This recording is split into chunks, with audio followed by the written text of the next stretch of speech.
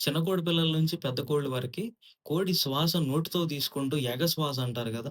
నోటితో తీసుకుంటా బ్రీతింగ్ ఆడక కోళ్ళు చనిపోవడం మనం చూస్తూ ఉంటాం.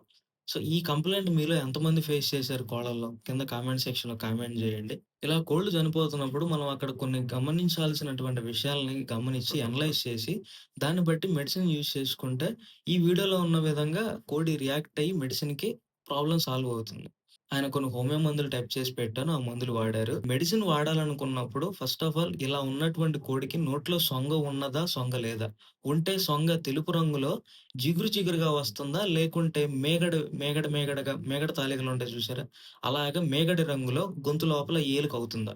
గొంతులో పొక్కులున్నాయా? పొక్కు ఉంటే తెలుపు రంగులో ఉందా? పసుపు పచ్చ రంగులో ఉందా? ఆ పొక్కు యొక్క సైజు మన చేరు నూక, బియ్యపు గింజ అంటారు కదా! ఆ షేప్‌లో అంత సైజులో వస్తుందా?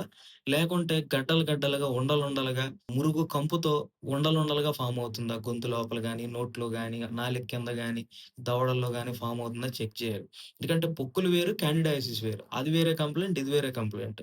చాలామంది పొక్కులకి, క్యాండిడియాసిస్‌కి కూడా ఒకటే ట్రీట్మెంట్ చేస్తా ఉంటారు. కొన్నిసార్లు సక్సెస్ అవుతది, కొన్నిసార్లు ఫెయిల్ అవుతది అది ట్రీట్మెంట్.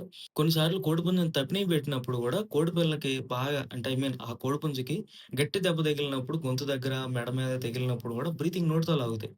అండ్ కొన్నిసార్లు ఇలా జరుగుతున్నప్పుడు మొహం నలుపొస్తా ఉంటది. బ్రీతింగ్ తీసినప్పుడు. కొన్నిటికి నలుపొస్తది, కొన్నిటికి ఉండదు. అది గూడా గమనించాలి. దాన్ని గూడా అనలైజ్ చేసుకొని దాన్ని బట్టి మెడిసిన్స్ ఏస్తే కోడి రియాక్ట్ అయ్యి మెడిసిన్‌కి ప్రాబ్లమ్ సార్ట్ అవుతది. ఇలాంటి మరికొంత ఇన్ఫర్మేషన్ తెలుసుకోవాలనుకున్నా, లేదా మీ కోళ్ళకేదైనా అనారోగ్య సమస్య వచ్చినప్పుడు ట్రీట్మెంట్ కోసం కాంటాక్ట్ అవ్వాలన్నా డిస్‌ప్లేలో ఉన్న వాట్సాప్ నంబర్ ద్వారా కాంటాక్ట్ అవ్వచ్చు. వీడియో నచ్చితే లైక్ చేయండి, షేర్ చేయండి. Thank you.